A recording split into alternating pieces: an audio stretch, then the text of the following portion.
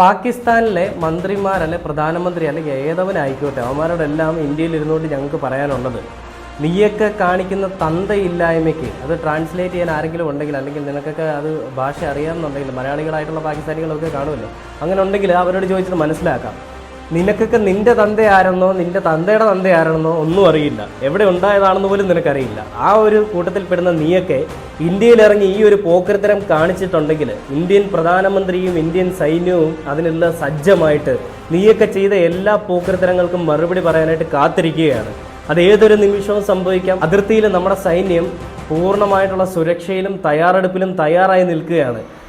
Just ഒന്ന് വിരലഞ്ഞൊടിച്ചാൽ മതി, ആ നിമിഷം കയറി തകർത്തിട്ട് നിന്റെയൊക്കെ പൊടി പോലും കാണാത്ത രീതിയിൽ നാമാവിശേഷമാക്കി ഇറങ്ങി വരാൻ കഴിവുള്ള സൈന്യമാണ്. ആ സൈന്യം അവിടെ നിൽപ്പുണ്ടാ കാവലായിട്ട് ഞങ്ങൾക്ക് അതുകൊണ്ട് നിന്റെ ഒന്നും ഒരു 130 ആണവായുധത്തിനൊന്നും പേടിയില്ല.